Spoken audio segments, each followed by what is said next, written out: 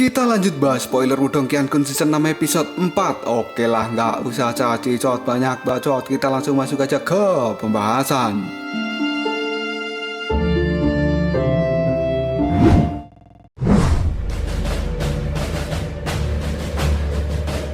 Pada saat ini Haisa tertawa melihat 5 monster dalam setengah langkah menuju Nirwana sedang berlari menuju ke arah Lindong. Haisa pun kemudian berkata, "Lindong, bukankah kau merasa sangat hebat tadi? Ayo tunjukkan pada kami kekuatanmu itu sekali lagi. Mari kita lihat. Apa kau bisa membunuh 5 monster setengah langkah Nirwana sendirian?" Keadaan Lindong pada saat ini membuat trio Moling menjadi panik. Mereka pun mengatakan, "Astaga, bahkan jika kami bertiga bersatu saja, belum tentu bisa mengalahkan satu monster setengah langkah menuju Nirwana. Apalagi ini ada 5. Lindong pun menatap tajam ke arah monster yang datang padanya. Dan dia tidak merasa takut sedikit pun. Kemudian kali ini Lindong berkata dalam hati, "Ini pasti adalah ide dari Jinmu. Orang itu benar-benar tidak berperi kemanusiaan." Setelah mengatakan hal itu di dalam hatinya, Lindong pun memberikan perintah pada trio Moling untuk menjaga camp ini. Dia juga memerintahkan pada Xiaoyan untuk tetap tinggal di tempat ini membantu trio Moling. Sementara Lindong sendiri akan memancing 5 monster setengah langkah Nirwana itu menjauh dari tempat ini. Lindong pun mengambil bola merah penabur bubuk Indomie. Dia menggenggam erat bola itu dan berkata di dalam hati, "Jika kelima monster setengah Nirwana itu tertarik oleh bola merah ini, maka aku hanya perlu mengambil bola merah supaya monster itu mengikutiku." Setelah mengatakan hal itu, Lindong pun langsung kabur. Dan 5 monster setengah langkah menuju Nirwana mengikuti dirinya dari belakang.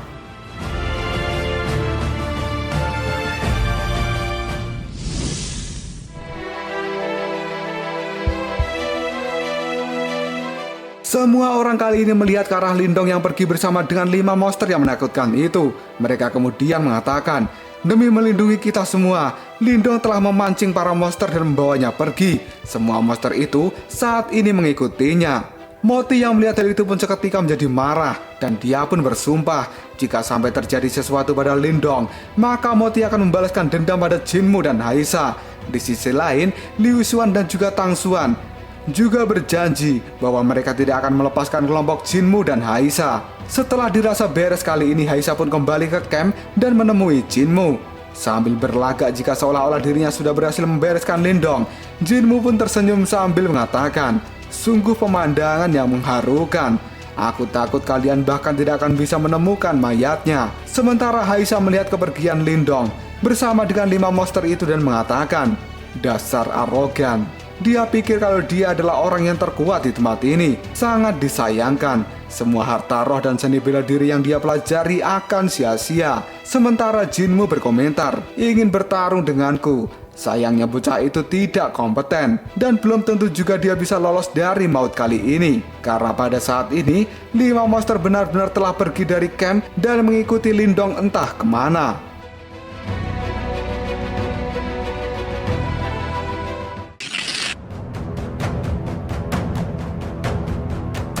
Cerita kemudian berpindah keluar area pegunungan Leiyan, di mana pada saat ini Lindong masih terus menarik kelima monster setengah Nirwana itu untuk mengikutinya dan menjauh dari pegunungan Leiyan ini. Dalam terbangnya itu, bukannya takut, Lindong malah tersenyum dan berkata, "Ada 5 monster setengah Nirwana mengikutiku saat ini.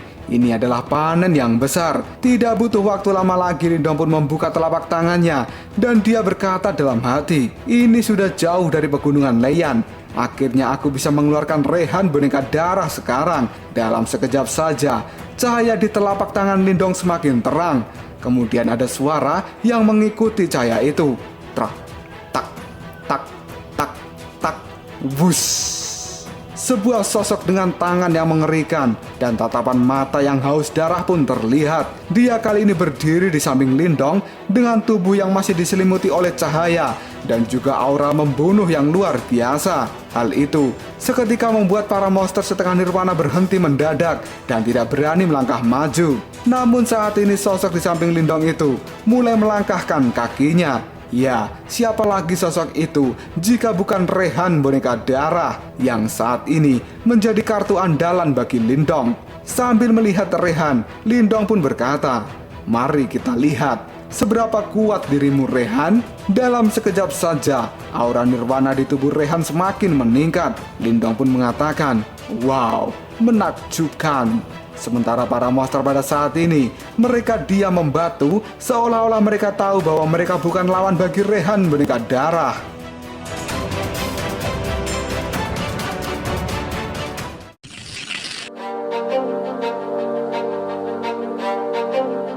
Dan saat ini, monster setengah langkah nirwana itu mulai berjalan mundur dengan tubuh gemetaran. Insting kehewanan mereka merasakan bahaya yang sedang mengancam diri mereka saat ini. Karena sekarang Rehan sudah bersiap melakukan pembantaian. Sementara Lindong yang melihat para monster mundur, dia pun tertawa sambil mengatakan, "Hei para monster, kenapa kalian mundur?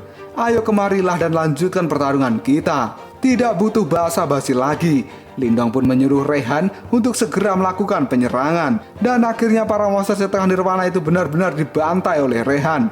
Lindong yang dari tadi melihat Rehan melawan 5 monster sekaligus, dia pun berkomentar, "Kuat sekali." Setelah bertarung lebih dari 10 ronde, akhirnya Rehan bisa membunuh semua monster itu. Setelah kematian 5 monster tahap setengah nirwana, kali ini Lindong mulai mengambil kristal demon mereka. Mata dan raut wajah Lindong memperlihatkan rasa senang yang luar biasa. Karena pada saat ini, 5 buah kristal demon tahap setengah nirwana sudah ada di tangan Lindong. Hal itu bisa meningkatkan kekuatannya dengan mudah. Dan mungkin saja Lindong bisa menerobos ke puncak manifestasi atau bahkan malah ke setengah langkah menuju nirwana dengan kristal demon itu.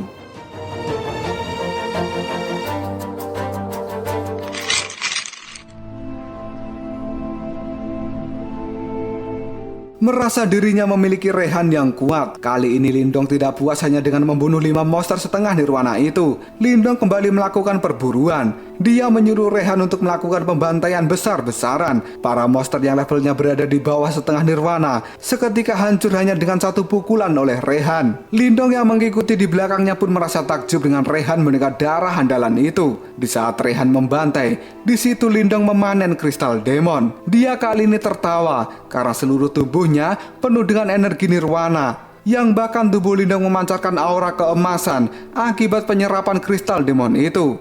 Sambil tertawa Lindong pun mengatakan, "Dengan kecepatan seperti ini, seharusnya aku bisa naik ke puncak manifestasi dengan sangat cepat." Xiaodio kemudian muncul dan berkata pada Lindong bahwa seharusnya masih ada monster dengan level setengah langkah menuju nirwana dalam gelombang monster kali ini. Sekarang karena mereka semua telah keluar, maka kita akan mengambil kesempatan untuk membunuh yang lainnya juga. Lindong pun tersenyum dan dia setuju dengan perkataan dari Xiaodio. Karena ada Rehan, maka panen kristal demon akan lebih mudah dan tidak perlu banyak membuang tenaga di dalam pertarungan. Rehan saja sudah cukup untuk mengatasi para monster.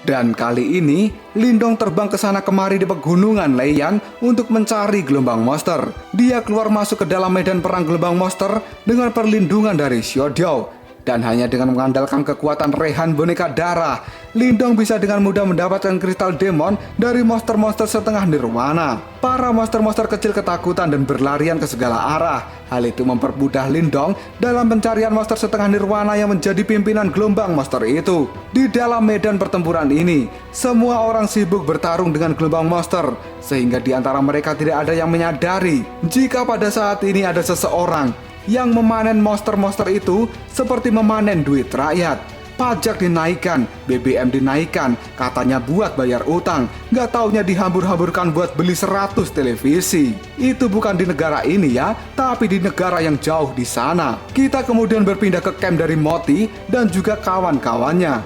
Gelombang monster di tempat itu masih sangat banyak. Moti pada saat ini sedang mengamuk para monster sambil mengomel, "Jinmu sialan, Haisa sialan, aku pasti akan membunuh kalian. Akan kugunakan darah kalian untuk penghormatan bagi Lindong." Dan banyak di antara mereka juga berterima kasih pada Lindong untuk semua pengorbanan yang telah dia lakukan. Orang-orang ini akan selalu mengingat jasa-jasa dan juga kebaikan dari Lindong demi menyelamatkan nyawa mereka. Dari atas tebing, kali ini Jinmu dan juga Haisa melihat sekelompok Moti yang sedang berjuang menghadapi gelombang monster itu. Jinmu kemudian berkata, "Sekelompok serigala itu sedang melolong. Haha, sudah 3 jam berlalu, namun Lindong belum kembali juga. Sepertinya dia benar-benar sudah mati." Ini sangat menggembirakan. Kemudian Jinmu pun tertawa setelah dia berkata seperti itu.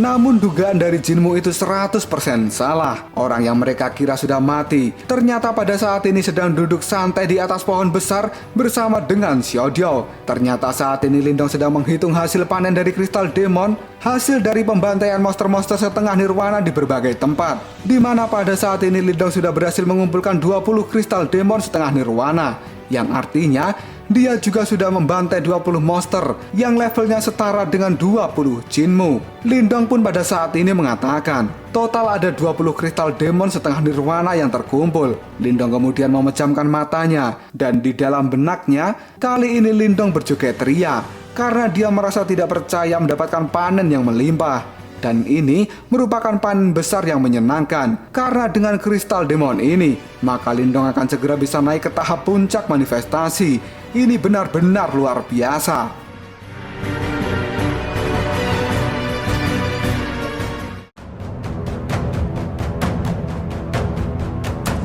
Lalu apakah yang akan terjadi selanjutnya? Apakah Lindong akan segera menuju puncak manifestasi?